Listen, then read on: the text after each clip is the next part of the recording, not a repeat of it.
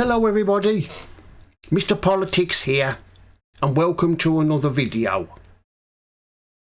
Keir Starmer wants to put peacekeepers into Ukraine. He's just itching, isn't he, to get our soldiers involved in Ukraine. He just can't wait, can he? I don't know how he's going to manage that, because we haven't got an army big enough anyway to send to Ukraine after all the cutbacks that's been going on.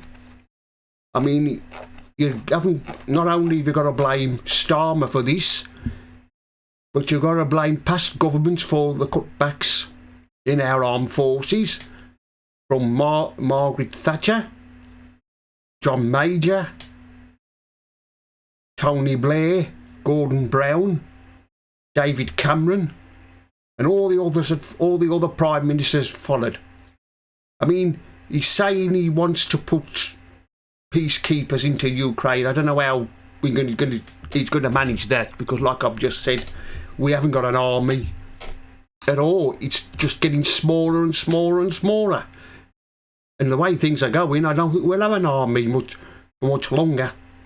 I think that's all part of Starmer's master plan, his evil plan to leave us with no army at all, so we won't have to go out and fight. That's what he wants. That's what part of his evil plan is. Him and his globalist friends want to destroy our way of life. But like I've said, I don't know where he's going to find the soldiers from, the troops from, if he decides to send them into Ukraine. I don't know where he's going to find them from, because we haven't got any to find, have we? I mean, it's just cut back after cut back after cut back. Like I've said, we shan't have an army at all at this rate. What our allies must think, I do not know, especially the Americans, and of course with Donald Trump being sworn in as president on Monday. I don't know what he thinks about it. If there was ever a trouble in the world, the Americans asked us to provide soldiers. We couldn't find any. We wouldn't have anything to send. What an embarrassment it is. But like I've said, you've got to blame previous governments for all this, for all the cutbacks they've made. They always seem to target the armed forces, don't they? Every government we've had. If they want to make cutbacks, they always go for the armed forces first. It's always them. And of course, this is what Mrs. Maggie Thatcher made the mistake of that when she was Prime Minister. She was cutting back on our armed forces, and of course we were caught out, wasn't we, when Argentina invaded the Falkland Islands.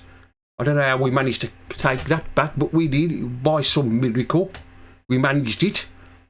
But it's like they've said not long ago, if there was a war, our army wouldn't last long. We wouldn't be able to fight long.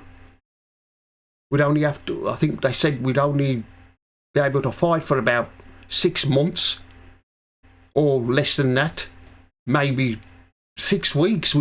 Our army wouldn't survive. We'd be defeated.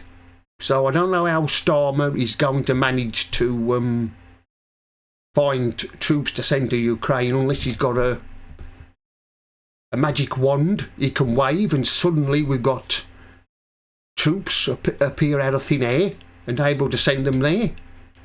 I don't know. Starmer, he's an idiot, isn't he? He doesn't know what he's doing. He's lost the plot, and it's high time he was removed as Prime Minister, but that's going to be all hell will freeze over before they decide to get rid of him. But like I said, if I don't know where he's going to get the troops from. if you think he's thinking about sending them to Ukraine. Anyway, that's the end of this video. Mr. Politics here signing off.